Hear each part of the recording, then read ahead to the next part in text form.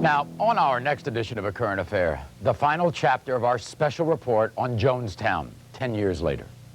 Tom Bogue was ready to leave Jonestown, the jungle utopia of madman Jim Jones. Then the shooting started. Tom was hit. He scrambled into the dense jungle and lived. Now, 10 years later, he journeys back to the scene of his most horrific nightmare. A survivor's story of the most shocking mass suicide in modern times, and his personal return to hell.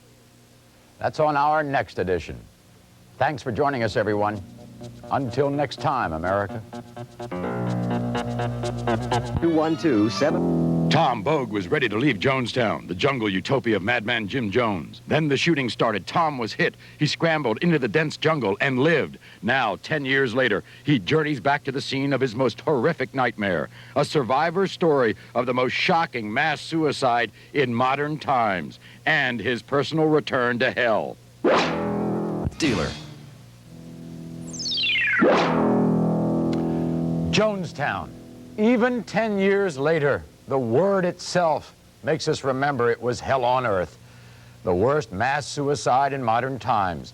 And yet a few of Jim Jones' followers escaped. One of the survivors has the wounds to prove the horror of it all. And our producer, Andrea Spiegel, and reporter David Lee Miller took him back to South America, back to Jonestown, to relive what we hope will never happen again. No one will ever forget the beginning of the end for the People's Temple.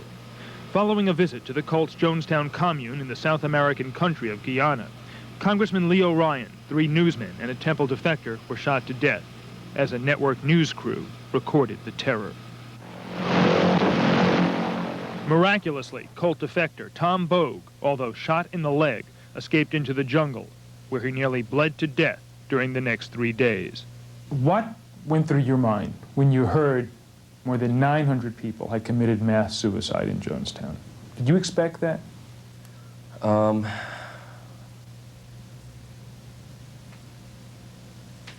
hadn't really expected anything. The only thing I knew is that we were out. So, and then when I did hear that they had that the people remaining had actually killed themselves, it didn't really come as a shock, or I wasn't surprised by it.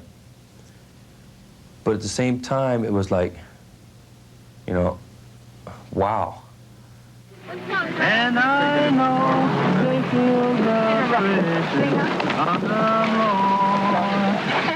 Lord. As a cult member who joined the People's Temple with his family, while only 7 years old, Tom remembers the early days of Jim Jones here in Ukiah, California. We decided that we owed our children something in terms of a more wholesome life. We lived in a ghetto because I served in an area where civil rights were... I'm off. No. Let's just take your time. Hold it. Hold it. Let's go again. And what happens to people when they come here? What happens to them? Right. I mean, they're coming here from something because they see, you know, that they're attracted to this principle. They find love and acceptance, fulfillment. But once they joined, what church members really found was sexual abuse, financial ruin, sleep deprivation, and other forms of mind control. Promotional literature, meanwhile, described Jonestown as a model of cooperation, with modern medical facilities, abundant crops, and unlimited potential. Instead, it became a slave labor camp, with cult leader Jim Jones practicing suicide drills that he called White Nights. There was one occasion in particular where Jones had brought out kind of a fruity punch drink, and it was to find out how many people would actually drink it. So he called the White Night, and he had it seem like we were about ready to be attacked. So he'd really built up a scenario for this occasion. And he told everybody, well, this is it. This is the end. We all have to kill ourselves. So they brought out the drink, and then he'd have people line up. And what the real purpose behind it is to find out how many people would, and those who wouldn't, he would have them pointed out, bring them up, and tear them apart verbally, and make them seem like a real traitor to the cause. What did you do? Did you drink the fruit punch? Yes, I did, the first time. Why? Conditions in Jonestown had gotten so bad that you actually got to a point where death really did seem peaceful. Just to end it all, just to get out of it, and just never, you know, just not have to live in this, what I call a pure hell anymore. Death was actually a welcoming device to escape. But unlike the majority of Jonestown residents, Tom escaped with his life. Now, 10 years after the tragedy, although married and working as a county employee in Northern California, he is still haunted by unanswered questions. When I do think about it, it's usually before I go to sleep. Wondering, you know, I mean, I'd heard it, I'd read it, everything else, that all these people had killed themselves down there. But in the back of my mind, you know, after seeing so many tricks and games played all throughout the People's Temple's history, that in the back of my mind, it's always been kind of like, really? Are you sure? Are you sure that there aren't still people down there? After 10 years of wondering, Tom Bogue decided to return to Jonestown. As his Guyana Airways 707 touched down outside the capital city of Georgetown, he couldn't help but think of the past. What went through your mind returning to Guyana? I was so relieved. I mean, that's the whole emotion, the whole bit. I mean, that was all of it in a nutshell. I was just so relieved to know that I escaped all that madness. Finally escaped. It's the Regional Request Show, every Saturday morning from 10:30 to 11:30 on the Voice of Guyana 560. We love Guyana, and we're working to make it good. Although it's been little more than a decade since the People's Temple arrived here in Guyana, little has changed.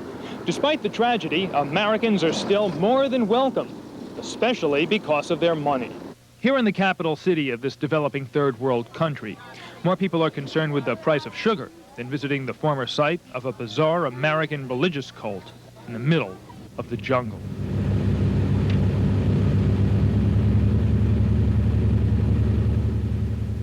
It took nearly a week, but finally we were able to locate and charter a plane that would take us to what was once described as utopia. After flying over the jungle for little more than an hour, Jonestown, or what was left of it, suddenly appeared.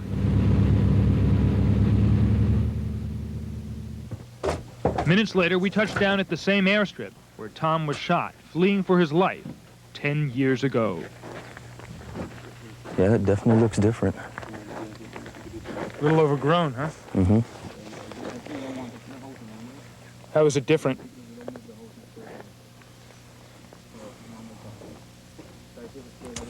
Well, it's a lot more overgrown. It's, I don't know, it just looks and feels different. Let me put it this way, if everything was still looked exactly the same as when I left, then it would have been incredibly eerie. I don't think you would have gotten me to step off of this airstrip at that point. But the trip to Jonestown itself was just beginning. Although we were only 6 miles away from the cult's former commune, it had been years since the road had been used. Fortunately, a number of local farmers provided transportation. And after nearly 3 hours of cutting and chopping away at the bush, we arrived at what Jim Jones called heaven on earth. Now, the passage of time, plus fire and looting, had allowed the jungle to reclaim Jonestown, including what was once the pavilion where the mass suicide took place. What was this area like 10 years ago? It was a narrow path. It had been covered with basalt, which is like a black, fine gravel, which made the path. And this path went all the way from one end of the, I guess what you call the pavilion area, on up to the main driveway, which came from the main entrance all the way through to the very end of Jonestown. What type of things took place in the pavilion? Very long meetings, which usually got into, or ended up getting into, meetings of discipline. Were you disciplined here? Several times. What happened? One occasion that really stays really fresh in my mind is me and this one other kid named Brian Davis had ran away. And we got caught about 5 miles out of here on another road going up to Matthews Ridge and brought back.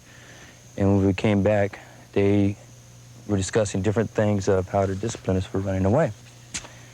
Well, after about 20 minutes of discussion, almost a half an hour, then they decided the best thing to do would be to chain and shackle us together, weld the shackles on, and then have us working 18 hours a day. Shackled together? Yes. With leg irons? Yes. For trying to escape? Yes. How long were you shackled together? Approximately 2 weeks. What type of work did you do in Jonestown when you were brought here? Well, originally I worked in the nursery, learning how to do grafting, weeding, just basically learning how to grow things. And then from there, I went on into working and cleaning up the wood rows, which are basically after they've cleared the jungle all out and burned all the excess brush, then we would take and push all the excess logs up against the side of the jungle. And then from there, I went to working in the garden, which planting all kinds of things. What was the most unpleasant job you did? Digging the pits. There were 3 pits that I dug here. There were 2 that were 9 feet by 9 feet by 9 feet deep. Then there was 1 that was 13 by 13 by 13 feet deep. What if you didn't want to dig the pits? You didn't eat. No work, no food? No work, no food. While little of Jonestown was left standing, for Tom Bogue there were enough reminders of the terrible past. In particular, the nightly meetings, often recorded on audio tape, with Jim Jones intimidating cult members who wanted to return to the United States. By Christmas, do you want to be gone? Well, By Christmas, do you want to be gone?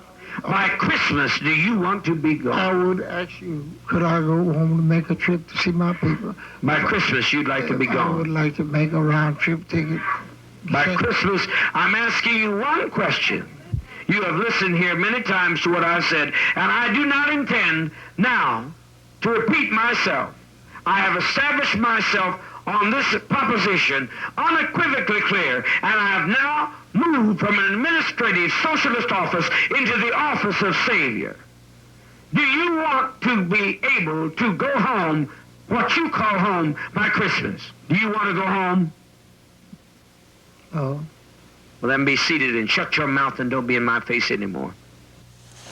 Now that we've been here pretty much all day, any regrets?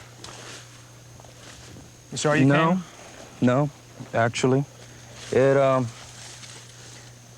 made a difference, because now I see that, you know, the jungle's reclaiming it, and there's absolutely nothing else here. That is definitely all over with. You sound relieved. I am. I was just as soon as I seen the entrance and seen how grown in it was already. You ever think what this could have been like, had it worked? Yes, there's been a few times when I've thought about that. That if had it worked, it probably would be about 10 times the size it is now. Rustling, bustling with activity. Provided, of course, that Jones had never came down and gone on what I call a crazy binge and basically destroyed everything, trying to control people. If it wasn't for that, I think this could have been something highly successful. What is the one thing you gained from this trip?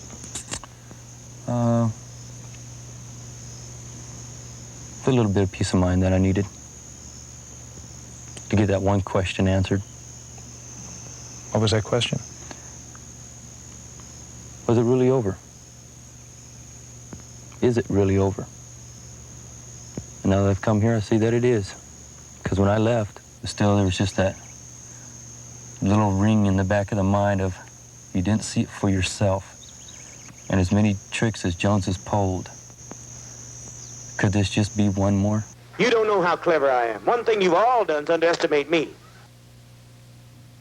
He's gone. Now let's get out of the valley of death.